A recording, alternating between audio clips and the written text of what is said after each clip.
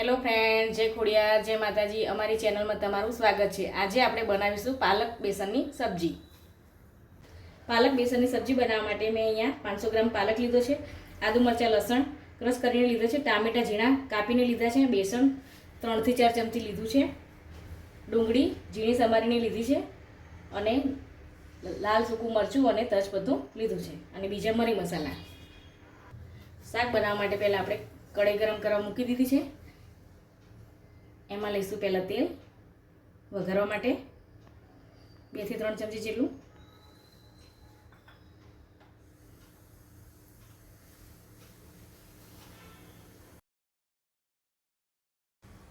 રાઈ નાખીશું. તેલ ગરમ થઈ ગયું છે તો હવે નાખીશું જીરું, દાલ સૂકું મરચું અને તજપત્તું નાખીશું. થોડી હિંગ નાખીશું. આદુ મરચાં લસણ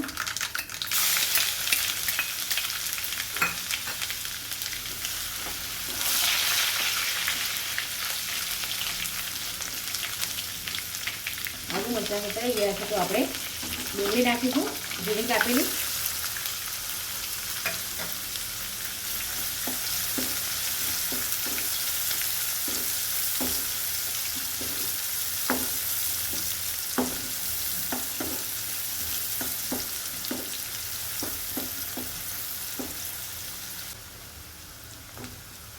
ડુંગળી આપણી સતળાઈ ગઈ છે તો આપણે ટામેટા નાખીશું.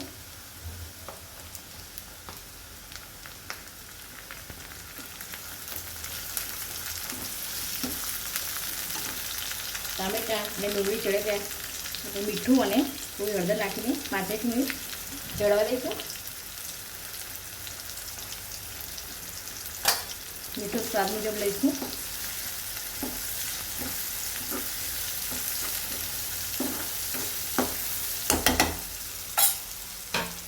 આને ધીમા તાપે આપણે ચડવા દઈશું. 5 મિનિટ જેવું.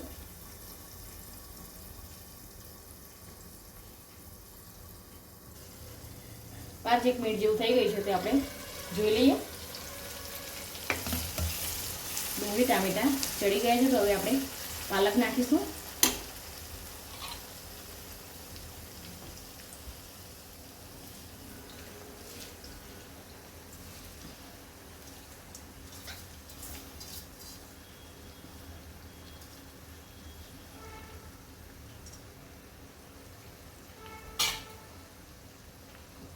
એમાં આપણે નાખીશું ધાણા જીરું,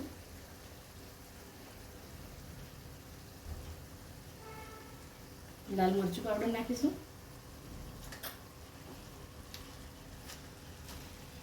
બધાને સરખું મિક્સ કરીને 5 મિનિટ આપણે ચડવા દઈશું પાલકને બધાને.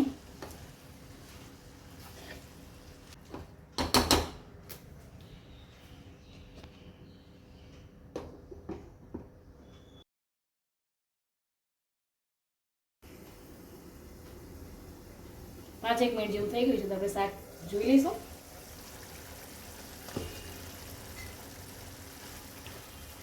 પાલક અને ડુંગળી ટામેટા બધું એક સરખું સરસ એકરસ થઈ ગયું છે, ચડી ગયું છે. તો હવે આપણે ગરમ મસાલો નાખીશું.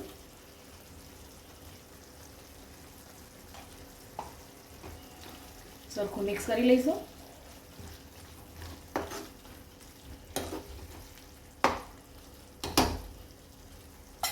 આપણે જે બેસન લીધું હતું એ અંદર નાખીશું.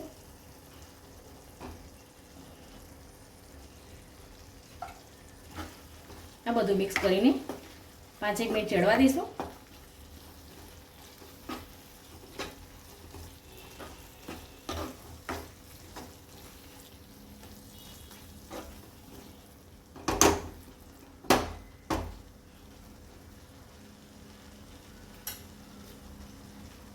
ધીમા તાપે ચડવા દઈશું 5 મિનિટ.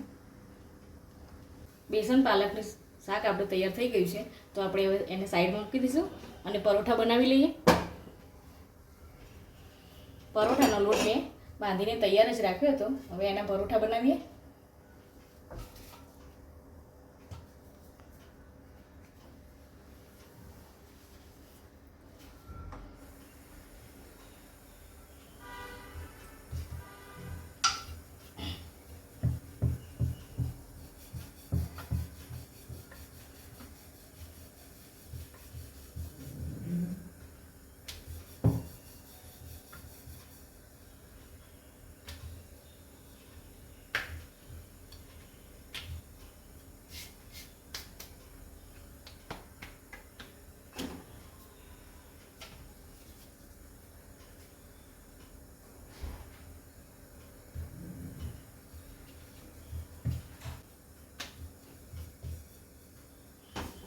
પરોઠાને ફેરવી લઈએ આપણે.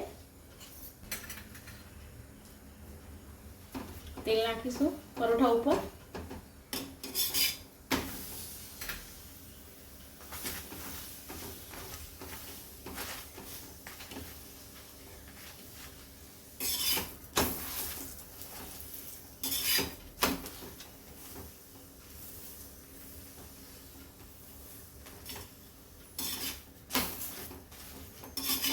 આ રીતે આપણે બીજા પરોઠા પણ બનાવી લઈએ.